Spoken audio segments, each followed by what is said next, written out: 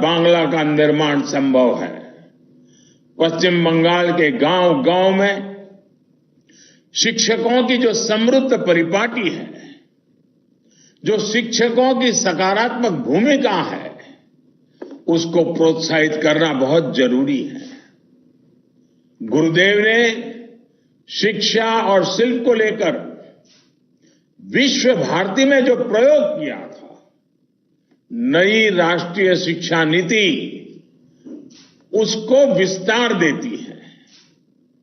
School के समय से ही विद्यार्थी को शिल्प से जोड़ा जाए, विद्यार्थी को उसकी सुविधा के हिसाब से शिक्षा मिले, जिस भाषा को वो समझता है उसमें ही उसको शिक्षा मिले, ये नई राष्ट्रीय शिक्षा नीति के मूल में है। गरीब का, आदिवासी का, दलित, वंचित, शोषित का बच्चा भी उसकी अपनी भाषा में मेडिकल, इंजीनियरिंग, टेक्नोलॉजी की पढ़ाई कर पाए, इसके लिए नई राष्ट्रीय शिक्षा नीति को यहां तेजी से लागू किया जाएगा।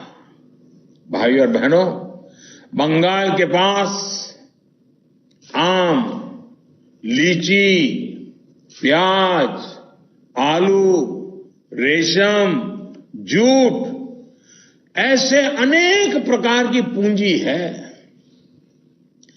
कृषक को उसकी उपज की पूरी कीमत सीधी बैंक खाते में मिले, ये बीजेपी सरकार सुनिश्चित करने वाली है।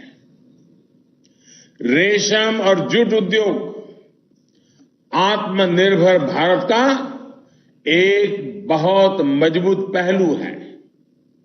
इसको प्रोत्साहित करना हमारी प्रतिबद्धता है। इसी प्रकार फल, सब्जियों की वेस्टेज को रोकने के लिए भी किसानों को हर संभव मदद उपलब्ध कराई जाएगी। किसान रेल के माध्यम से फल सब्जियों के लिए कोल्ड स्टोरेज की एक बहुत बड़ी सौगात मिल रही है। कोल्ड स्टोरेज हो, कृषि आधारित शिल्प हो, या फिर नदियों में डैम बनाकर सिंचाई की सुविधाओं का निर्माण हो, इनके लिए बीजेपी सरकार तेजी से काम करने वाली है। यहां अधिक से अधिक कृषि आधारित शिल्प लगे, इसके लिए केंद्र सरकार ने पहले ही व्यापक प्रयास शुरू कर दिए हैं। पीएम किसान सम्मान निधि के तहत पिछले 18,000 रुपये बंगाल के हर किसान को मिले। इसके लिए सरकार बनते ही काम शुरू किया जाएगा। साथियों, बंगाल के अनेक क्षेत्रों में मत्स्य पालन को और ब्लू इकोनॉमी को और अधिक बढ़ावा देने की जरूरत है। मत्स्य पालकों को प्रधानमंत्री मत्स्य संपदा योजना का पूरा लाभ मिले, ये सुनिश्चित किया जाएगा। इसके तहत मछली के चारे से लेकर दवा और फिर बाजार पहुंचाने तक एक बेहतर इंफ्रास्ट्रक्चर के लिए केंद्र सरकार मदद दे रही है। बीजेपी सरकार का प्रयास है कि मछली की प्रोसेसिंग के जुड़े शिल्प पश्चिम बंगाल में लगे, ताकि मछली के कारोबार में ज्यादा से ज्यादा लाभ सुनिश्चित हो। भाइयों और बहनों, मालदा, मुर्शिदाबाद हो, बीरभूम हो या फिर कोलकाता, हर जिले की, हर शहर की अपनी ताकत है।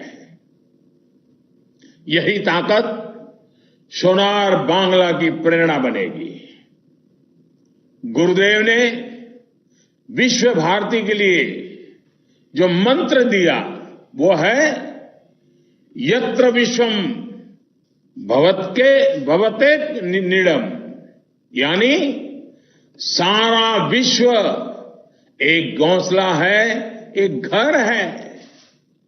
इसी भाव के साथ सबको अंगीकार करते हुए बंगाल, बीरभूम, कोलकाता ऐसे शहर हर सपने को सच करता आया है। कोलकाता देश के उन शुरुआती शहरों में था जहां बिजली आई, जब देश के दूसरे शहरों में तांगे चलते थे, यहां ट्राम चलती थी। जब दूसरे शहरों में ऑटो नहीं था, तब यहां टैक्सी चलती थी। जब दूसरे शहरों में बसें चलने लगी, तब यहां मेट्रो ट्रेन की तैयारी चल रही थी।